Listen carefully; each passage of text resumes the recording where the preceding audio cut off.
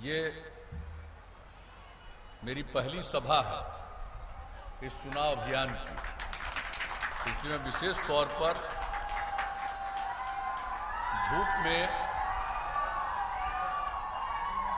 धूप में भी मौजूद होकर आप इस सभा में शामिल हुए हैं, इसलिए मैं आपको हृदय से धन्यवाद देता हूं। और आज जो हमारे इस अमरपुर विधानसभा क्षेत्र में जो ये सभा हो रही है, आज इस कार्यक्रम की अध्यक्षता कर रहे हैं भारतीय जनता पार्टी के बांका जिला अध्यक्ष श्री विकास सिंह जी। हमारे प्रत्याशी हैं श्री जयंत राज जी, जिनका चुनाव चिन्ह तीर है। हमारे साथ इस कार्यक्रम में उपस्थित जनता दल यू के प्रदेश कार्यकारी अध्यक्ष श्री अशोक चौधरी जी, जनता दल यू के वरिष्ठ नेता और माननीय सांसद भाई गिरधारी प्रसाद यादव जी, जदयू के वरिष्ठ नेता जो अब तक विधायक रहे हैं श्री जनार्दन मांझी जी, जनता दल यू के बांका जिला के कार्यकारी अध्यक्ष श्री रितेश चौधरी जी,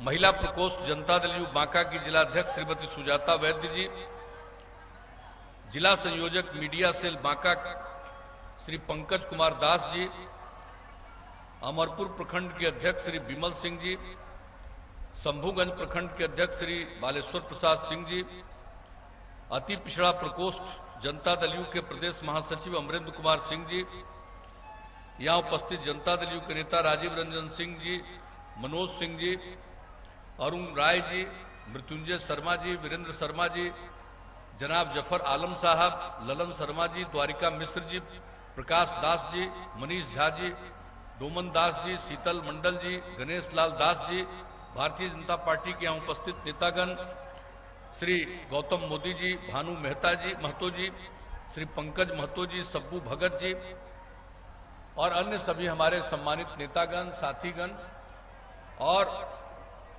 इस कार्यक्रम में उपस्थित बहनों एवं भाइयों, पत्रकार बंधुओं, छायाकार बंधुओं, आप लोगों के बीच में और इस क्षेत्र में अनेकों बार आने का मौका मिला है और आज इस चुनावी कार्यक्रम में फिर आने का मुझको मौका मिला है। आप सबको मालूम है और हमारे जितने अभी हमारे पूर्व वक्तागण हैं, इन सब लोगों ने अनेक बातों की चर्चा कर दी है।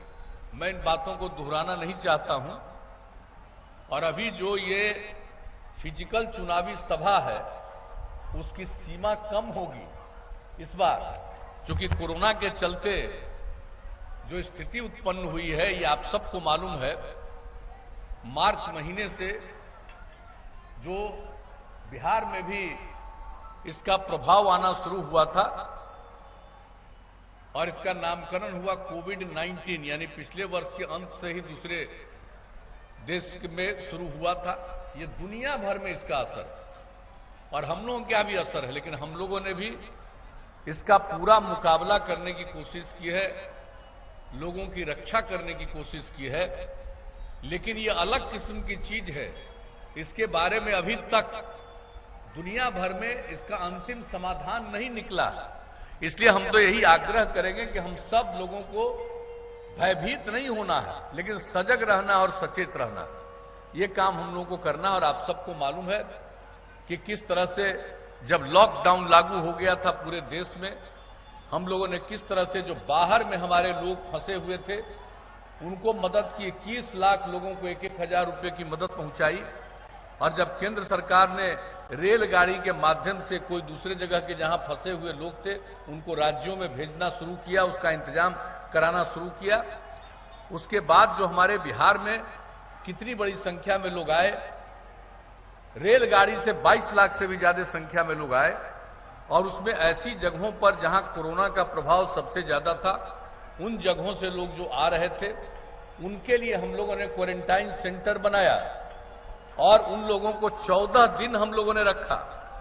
और आप जान लीजिए कि एक एक व्यक्ति पर जो हम लोग रख रहे थे उनको एक एक व्यक्ति पर 5300 रुपया 14 दिन में खर्च किया गया। तो हर तरह से हम लोगों ने कोशिश की और जांच, और अब आप देख रहे हैं कितना नीचे जा रहा है।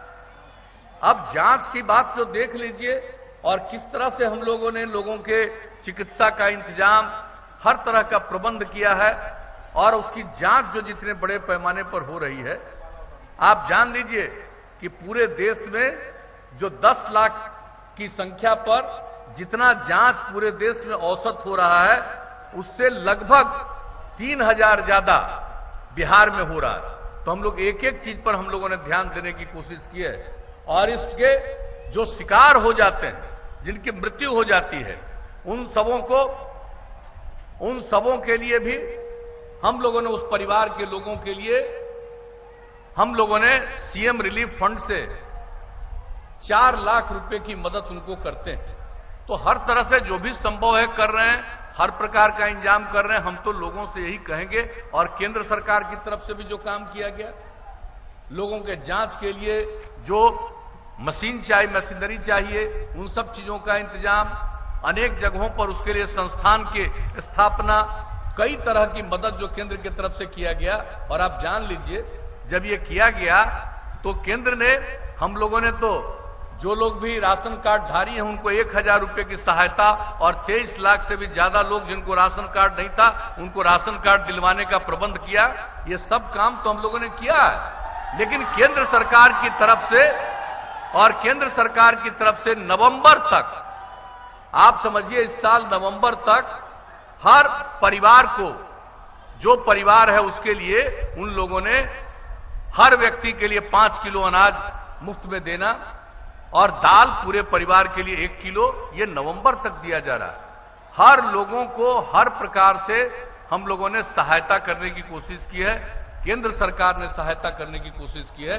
और हम लोग तो चाहेंगे कि भाई सब लोगों को जागरूक रहने की जरूरत होगी, आवश्यकता इसी बात की है। और ये तो कहेंगे, और इसी के चलते जो स्थिति पैदा हो गई है, अब सीमित कार्यक्रम होता है, लोग सीमित संख्या में रह सकते हैं, ये सारी बातों के बारे में जो गाइडलाइन दिया जा रहा है आप सब जान रहे हैं। तो हर तरह से हम लोगों ने जो कुछ भी संभव है काम करने की कोशिश की है। और एक बात जान लीजिए, आप लोगों ने काम करने का मौका दिया तो उसके कारण उस काम को हम लोगों ने प्रारंभ से ही जिस तरह से किया, समाज के हर तबके, और मेरा क्या सिद्धांत रहा, हम लोगों ने न्याय के साथ विकास की बात कही है प्रारंभ से। और न्याय के साथ विकास का मतलब है हर इलाके का विकास और समाज के हर तबके का उत्थान।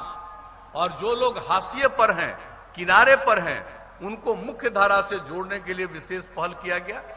कितना काम किया गया महिलाओं के उत्थान के लिए, अनुसूचित जाति जनजाति के उत्थान के लिए, अति पिछड़े वर्ग के उत्थान के लिए, अल्पसंख्यक समुदाय के उत्थान के लिए, सबके लिए जो काम किया गया। कहां महिलाओं को पहले कोई काम का अवसर मिलता था या उनको कोई सम्मान मिलता था? जब लोगों ने काम करने का मौका दिया, हम लोगों ने सबसे पहले महिलाओं को 50% का आरक्षण दिया पंचायती राज संस्थाओं में, नगर निकायों में। अब 3 बार चुनाव हो चुका और कितनी बड़ी संख्या में अब महिलाएं जनप्रतिनिधि के रूप में सामने आई हैं। उसी तरह से अति पिछड़े वर्ग को 20% का आरक्षण, और अनुसूचित जाति को आबादी के अनुरूप और जनजाति को आबादी के अनुरूप क्रमशः 16% और 1% का आरक्षण। ये सब किया। अब कितनी बड़ी संख्या में लोग जनप्रतिनिधि के रूप में सामने आए हैं, काम करने का उनको अब आगे अवसर मिला है। और महिलाओं के उत्थान के लिए शिक्षा के क्षेत्र में हम कितनी बात कहेंगे, समय बहुत कम है, तो चाहे शिक्षा का क्षेत्र हो, स्वास्थ्य का क्षेत्र हो, समाज के हर तबके के उत्थान के लिए हम लोगों ने जो प्रयास किया। और किस तरह की स्थिति थी पहले, कोई सड़क नहीं था, सड़कों का निर्माण। और ये आप जोड़ लीजिए कि पहले कैसी सड़कें थी और अब पिछले समय से जितना सड़कें और हर गांव को सड़क से जोड़ने की योजना बनी, लगभग वो काम 90% पूरा हो चुका है और बाकी काम भी हो जाएगा और आगे अब मौका मिलेगा। आप जान लीजिए, अब खाली खाली गांव को सड़क से जोड़ने वाली बात नहीं करेंगे। हमने तो आगे के लिए अब तक जितना काम हमने किया, ये सब काम तो कर दिया और पहले से ही लगातार सबके उत्थान के लिए काम कर रहे हैं। और इस बार जब काम करने का मौका मिला तो हमने 7 निश्चय के अंतर्गत काम करना शुरू किया। महिलाओं को फिर सरकारी सेवाओं में 35% का आरक्षण, लोगों की पढ़ाई के लिए आप सोच लीजिए हर जिले में इंजीनियरिंग कॉलेज, पॉलिटेक्निक संस्थान, इस तरह से कितने संस्थानों की स्थापना की गई है। तो एक एक तरह से हर प्रकार से लोगों के लिए जो हम लोगों ने काम किया, और जितने भी हमारे जो छात्र हैं और युवा हैं उनके लिए स्टूडेंट क्रेडिट कार्ड योजना, आगे की पढ़ाई कर सके, 4 लाख रुपए तक की सहायता, और इसके अलावे स्वयं सहायता भत्ता योजना कि अगर कोई आगे काम नौकरी खोजने के लिए कहीं भी जाना चाहता है उसको मदद देने का 2 साल तक हम लोगों ने किया, 1-1 हजार रुपया प्रति महीना। और लोगों को कि कोई काम करेगा उसको जब तक कंप्यूटर पर काम करना नहीं जानेगा तब तक कहीं काम का अवसर नहीं मिलेगा। इसलिए हम लोगों ने कुशल युवा कार्यक्रम की शुरुआत की, कंप्यूटर पर काम करना सिखाया। 10 लाख से ज्यादा युवाओं ने इसका प्रशिक्षण प्राप्त किया। तो एक एक तरह से संस्थानों की स्थापना, और हमने क्या कहा था, हर घर तक हम लोगों को बिजली पहुंचा देंगे। और लक्ष्य हमने रखा था 2018 का दिसंबर का, और उसके पहले 25 अक्टूबर को हर घर तक बिजली पहुंचा दिया।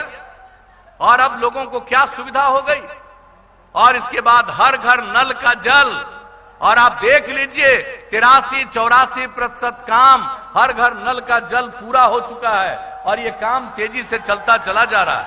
तो एक एक चीज के लिए हर घर तक पक्की गली और नाली का निर्माण, हर घर तक शौचालय का निर्माण, ये सारा काम, और जान लीजिए कि जितना काम किया है वो काम तो हम कर ही रहे हैं, किए ही हैं। ये काम तो पूरा होगा, लेकिन अब सिर्फ काम नहीं, उसके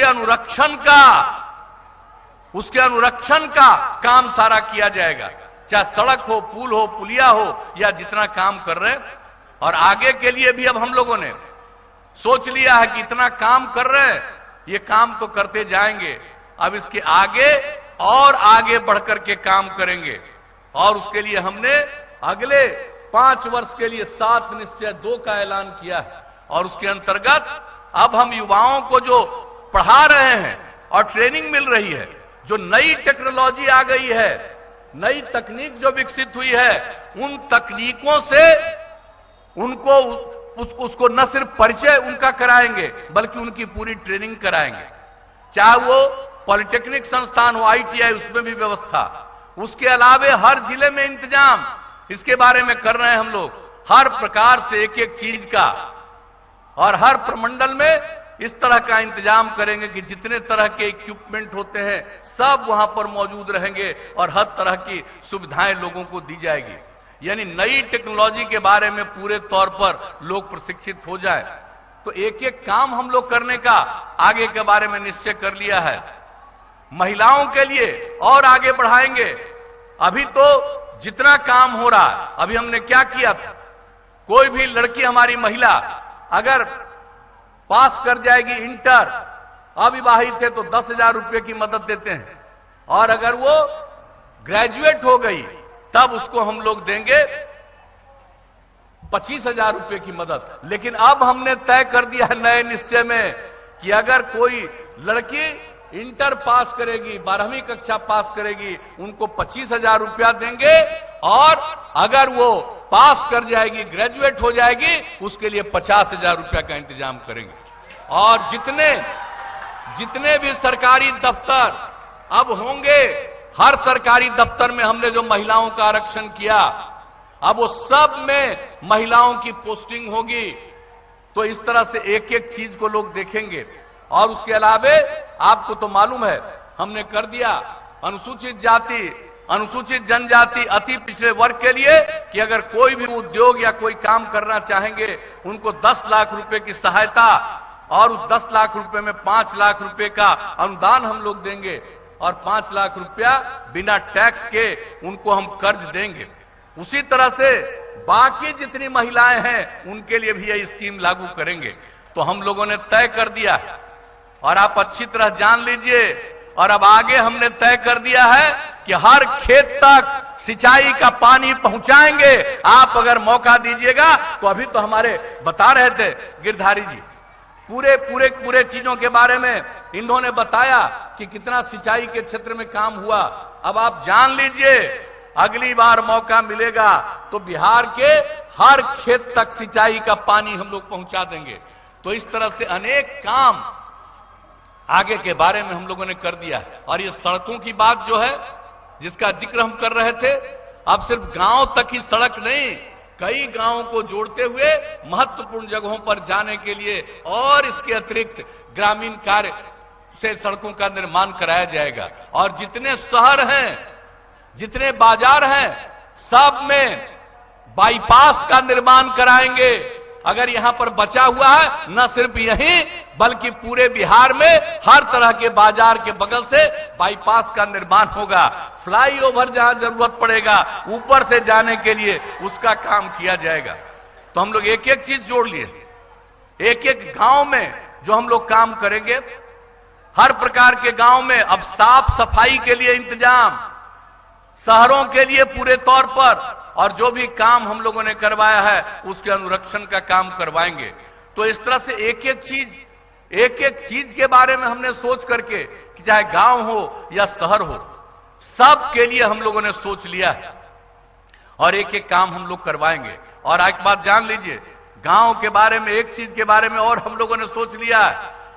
हम तो एक एक चीज का आकलन करते हैं और हम तो जब भी घूमते रहे, ये 8 महीने के क्वारंटाइन का, ये माफ करिएगा कोरोना का जो समय था, इसको छोड़ दीजिए, सब जगह से हम लेते रहते हैं कि कहां क्या कमी है और क्या होना चाहिए।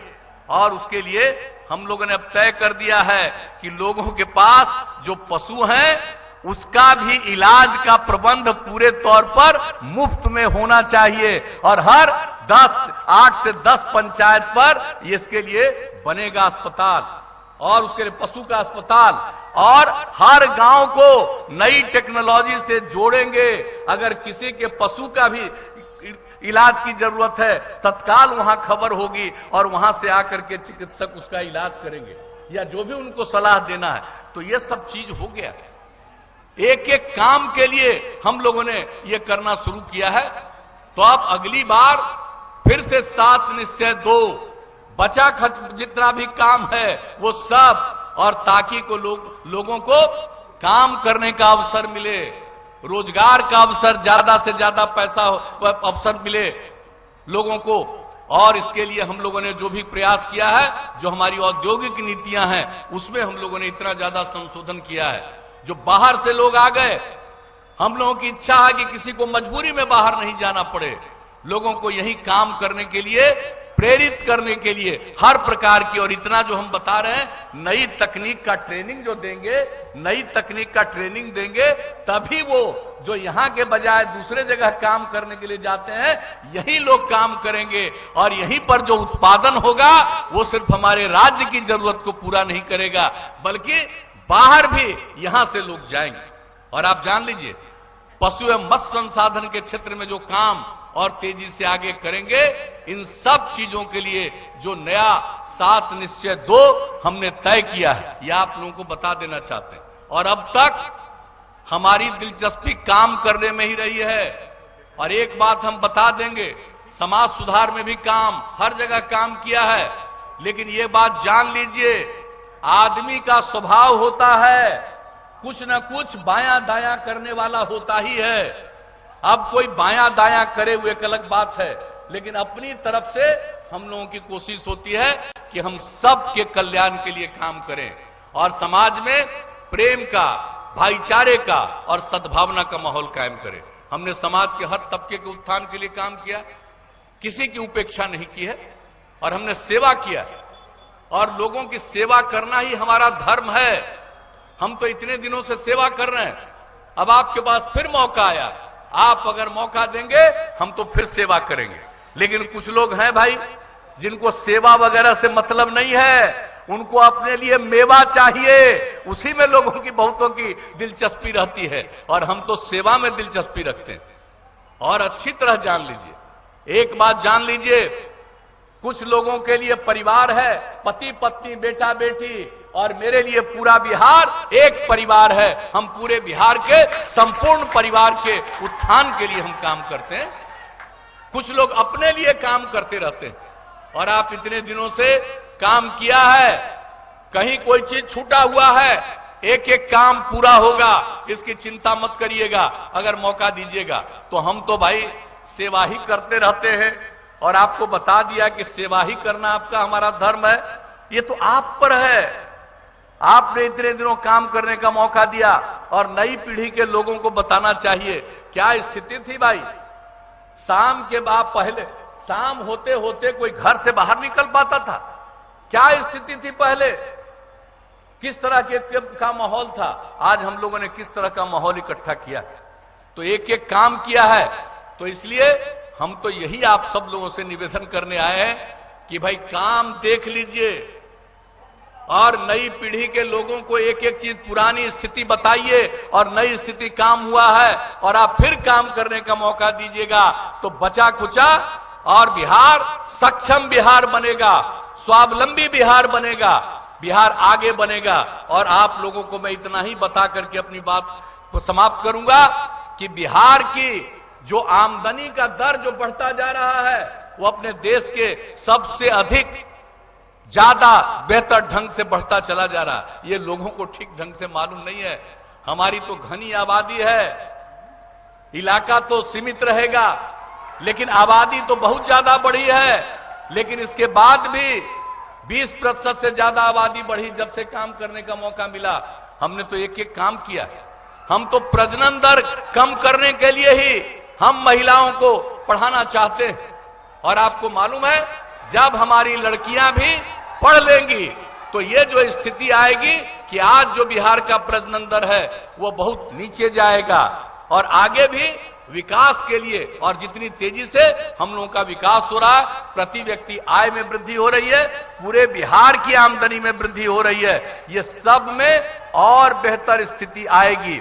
इसलिए हम सब लोगों से ये अपील करेंगे, आग्रह करेंगे, निवेदन करेंगे कि काम को देखिए, काम को देखिए, और किसी के प्रचार के चक्कर में मत जाइए। अगर काम को देखने के बजाय किसी के प्रचार के चक्कर में गए तो उनकी तो आमदनी बढ़वा दीजिएगा, और अपनी आमदनी को पूरे पहले की तरह ही नीचे करवा लीजिएगा। यह अच्छी तरह आप लोग जान लीजिए। सोचना आपको है, और मालिक आप हैं, जनता मालिक है, हम मालिक नहीं है, हम सेवक हैं। तो हम तो सेवा करते हैं, मालिक आप हैं। आपका अगर फिर मन है कि इसी तरह से काम तेजी से आगे बढ़े तो फिर से मौका दीजिए, और एनडीए को, हमारे गठबंधन को, जो राज्य की सरकार काम कर रही है, केंद्र सरकार का जो सहयोग मिल रहा है, ये सब मिलकर के बिहार को विकसित प्रदेश के रूप में परिणत करेंगे। यही आप सबसे आग्रह है, और आप सबसे निवेदन करेंगे कि हमारे उम्मीदवार भाई जयंत राज जी को विजयी बनाइए, उनको विजयी बनाइए, इनको वोट दीजिए। तीर छाप का, और 28 तारीख को वोट है। जो तीर छाप है उसके ठीक बगल का, उसके सामने का बटन दबा करके इनको विजयी बनाइएगा। अरे भाई तो ये बताइए कि हमारे जयंत राज जी को विजयी बनाइएगा, हाथ उठा के बताइए, तो इनको हम माला पहना दें।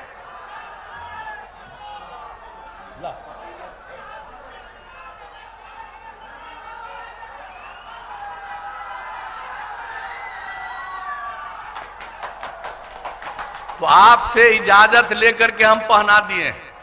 अब इस बात का ध्यान रखिएगा। यही कहते हुए अभी अनेक जगहों पर भी मुझे जाना है। मैं देख रहा हूं कि यहां से निकलने का समय मेरा पूरा हो चुका है। इसलिए इन्हीं शब्दों के साथ मैं अपनी बात को समाप्त कर, आप सब यहां सुनने के लिए इकट्ठा हुए, मैं आपको हृदय से धन्यवाद देता हूं। और जो सेवा है उस पर ध्यान देकर के आप अपना निर्णय लीजिएगा। इन्हीं शब्दों के साथ आप सबको हृदय से धन्यवाद देते हुए, आपका अभिनंदन करते हुए मैं अपनी बात समाप्त करता हूं।